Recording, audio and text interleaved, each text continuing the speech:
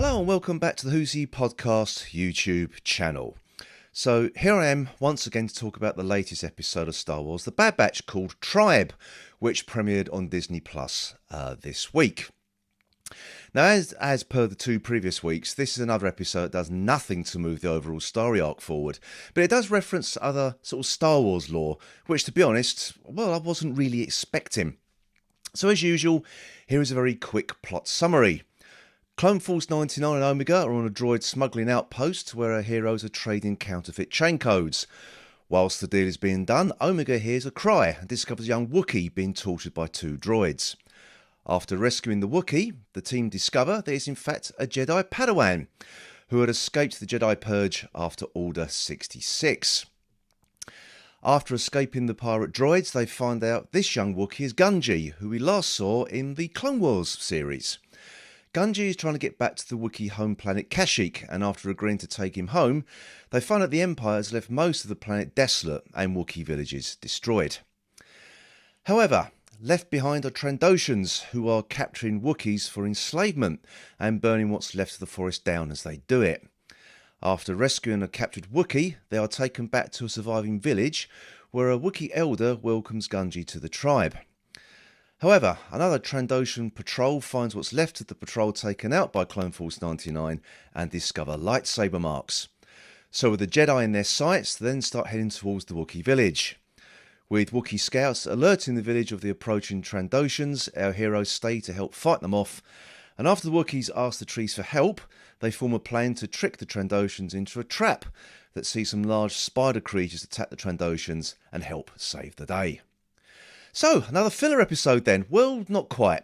This episode, while standalone, does show quite a bit more of the Star Wars universe that, as far as I know, hasn't really been written about and only briefly seen in the Clone Wars series. Namely, that's the Trandoshans' history with the Wookiees.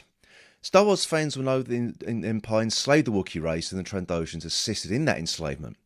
So this episode does show some of the history and explains a bit more of why Kura-Santan, I think that's how you pronounce it, sat there simmering with rage before pulling the arms off a Trandoshan in the Book of Boba Fett.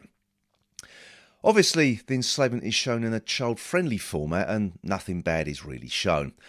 However, torturing a child Wookiee was surprising in this episode, however brief, and it does seem that this series is willing to go to dark places, as and when required. Take the way the lead Trandoshan gets his comeuppance at the end of this episode. After being led into the forest and following a brief fight with Gungi, he's set upon by the spider creatures and hoisted up into the canopy where you can hear his cries as he's about to be eaten. But there was what I found to be some silly parts of this story, and that's the Wookiees talking to the trees.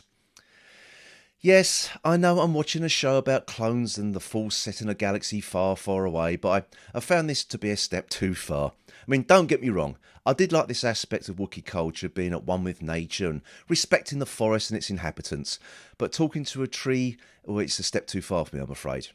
But, it's a universe built on magic, good and evil, so it's just me being a curmudgeon as usual. However, at the end of the episode, while Omega and Gungi were talking to a tree, Hunter remarked that they are just kids, but this universe won't let them be that. Did this episode just nudge Hunter's character forward there? Well, I'd like to think so.